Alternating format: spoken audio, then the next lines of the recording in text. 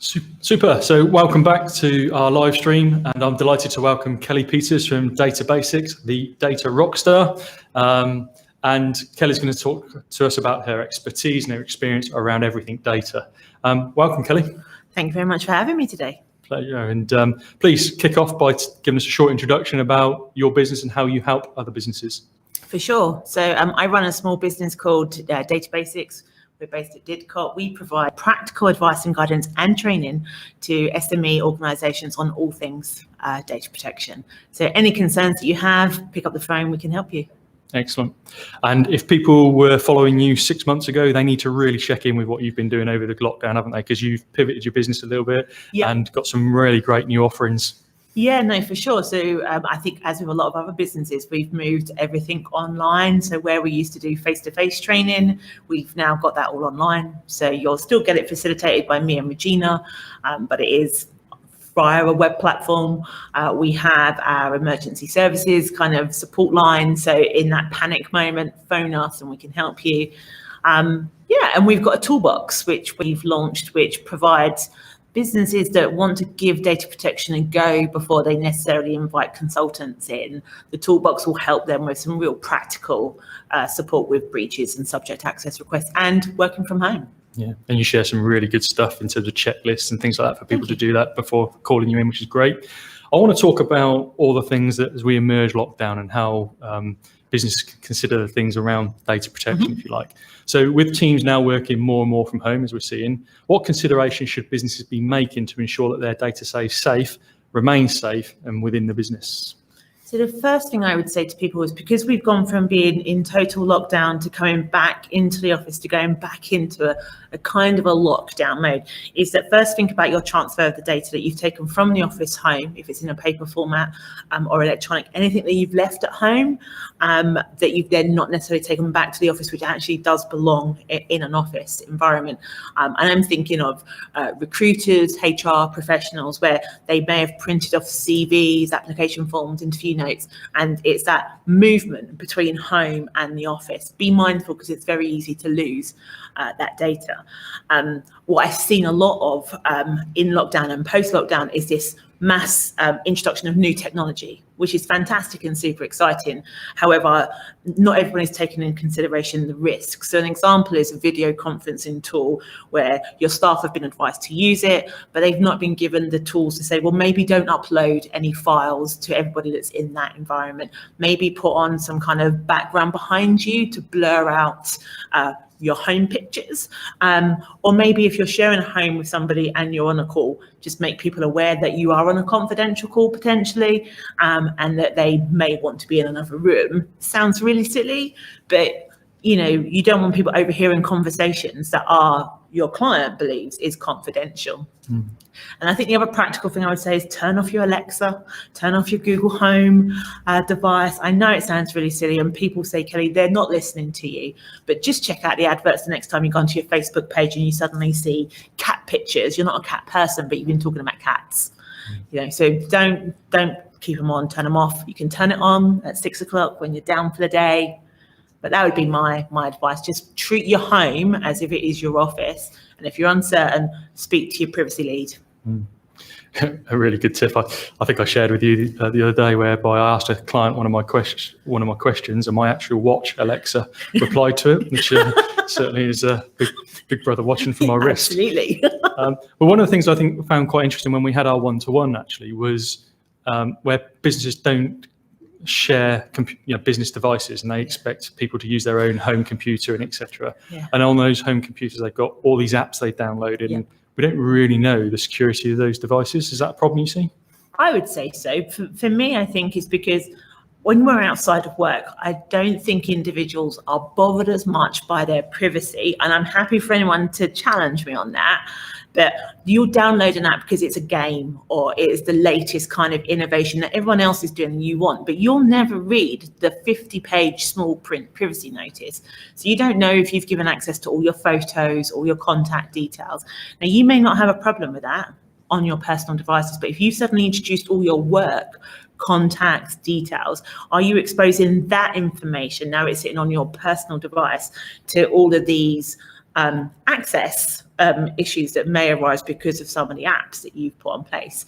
So as an employer, you should be providing either the technology to your staff to allow them to work securely, or provide them with guidance that says, actually, whilst working at home on this, can we somehow separate the work stuff from the home stuff so that you don't put clients, staff, and future customers at risk because of what you do outside of the home. I always reflect back to when I worked for a business a few years ago, and I was the data lead at that business, and it was quite a bit of a pressure, and I felt responsible, and I felt okay because I could see everybody, and see what people were doing. I don't know how people with data responsibilities now when they got remote working. I want to build on that a little bit because what I'm seeing actually is businesses just seem to delegate the responsibility for data protection, GDPR, to somebody that probably hasn't got the experience. So what should those people be thinking about with such responsibility for their company's data? So firstly, I would say if you have been assigned the actual role of a data protection officer, the law clearly sets out what's expected of you in the data protection officer role. So firstly, I would say to any organisation, if you've just assigned someone that role, check to make sure you definitely need a data protection officer, because if you do, they need qualifications, they need to understand the law, they need to understand your industry and how to apply that to you.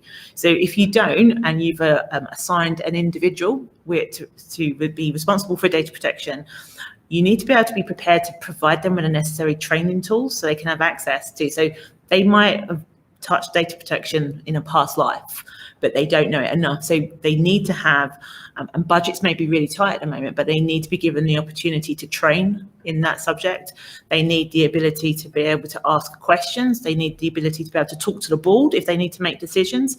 So you quite rightly said that if they're concerned that their staff are doing, they're not following the rules, for example, and they want to introduce a new piece of software to kind of manage that, they need to be able to run that past the board and explain to them what this is, what the risks are, and what the benefits of making this change will be.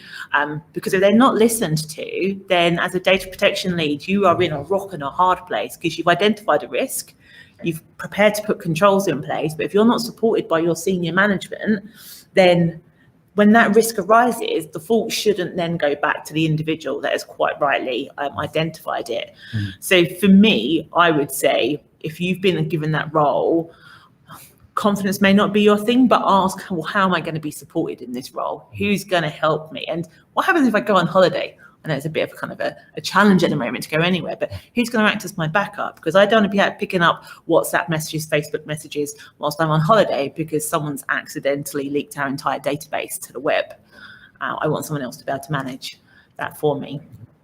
Yeah, and I know the tools and training you've got on your site, the toolbox you mentioned, the training is all around supporting people in those roles. So I certainly recommend people to check that out, because as I've said many a time, your support is very practical. It's and I think what I've seen over the years, when GDPR got launched, 2 and a bit years ago, it was a bit of a tick box exercise, wasn't it? Let's get the tick in the box.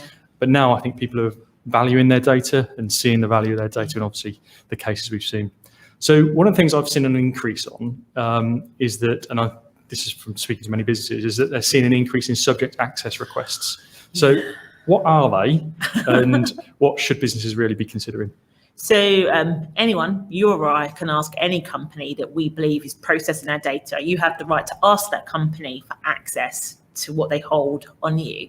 Now that can be quite broad brush. So if you were to ask Facebook, for example, for all your information, you could get a 1,000-page report that shows all your photos, all your communications, which could be overwhelming.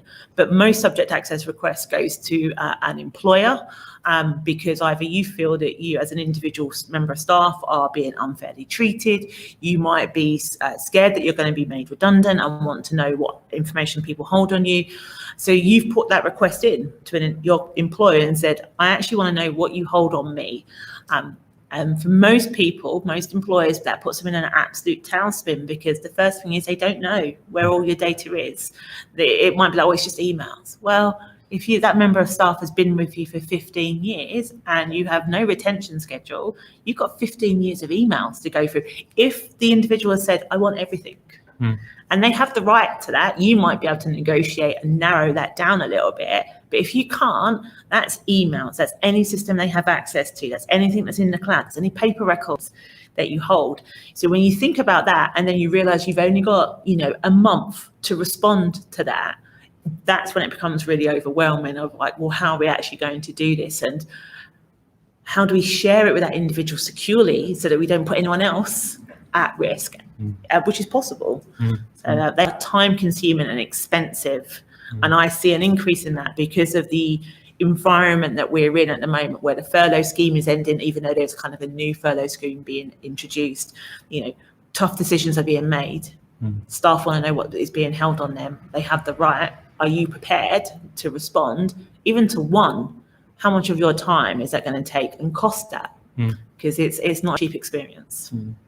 And I relate to the phrase you used about a tailspin. As soon as you receive that into the inbox, businesses are going, oh my God, now how do I deal with that? So I love, you just launched a rapid response service where people can just phone you and say, I've got this. Because I think you were sharing an experience with me the other day when someone said, I've got a subject access request. You said, well, talk me through it. And you went, no, actually, you haven't. And I think sometimes that's all people want. They just want half an hour on the phone with someone to say, what should I do? And that's what the rapid response is, because it is panic mode when you get a breach or you have a subject access request. It's that, what do I do? And rather than panic and hide from it, which is not going to help you, why don't you just phone us? It's half an hour of your time, and we may actually save you a lot of heartache by that one phone call. Or we might actually say, well, we can help you and it's going to cost X amount of money and this is how we can work together. But that's what the rapid response is. Phone a friend, we can help you. And certainly my tip on that would be, don't hit that panic button and go into the tailspin, pick up the phone.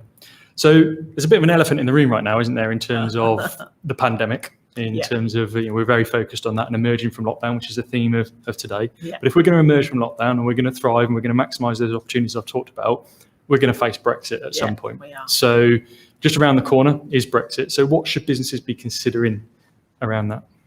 So we officially left the European Union on the 31st of January. So we're now in a period of withdrawal. And from a data protection perspective, we can continue to share data up until the 31st of December this year outside of Europe, and we'll be able to continue to do that from the 1st of January. The challenge will be, from the 1st of January, we will be classed as a third country, which means we will be looked at the same light that the US is looked at by Europe.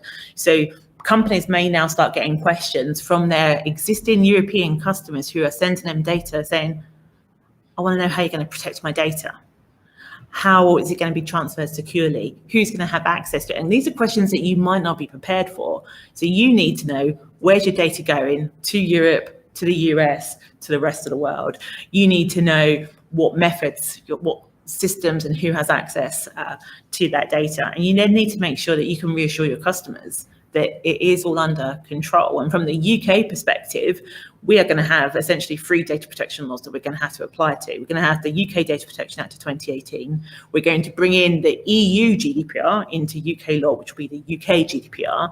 And for any European customers, any UK customers working with European customers, they are also going to have to adhere to the EU GDPR. So the only ones that won't have to worry about Brexit, and I apologise, this is a little tongue-in-cheek, is any of those people that are simply UK-based, UK customers, and their data happens to sit on their computer, on their hard drive, and is not in the cloud, unless they can be assured that that is a UK cloud and their data doesn't go anywhere else. So if your boundary is the UK, and you know that for confidence, you are UK data protection, and that's it. Anyone else, you have to be prepared for more scrutiny than you've probably been prepared for ever.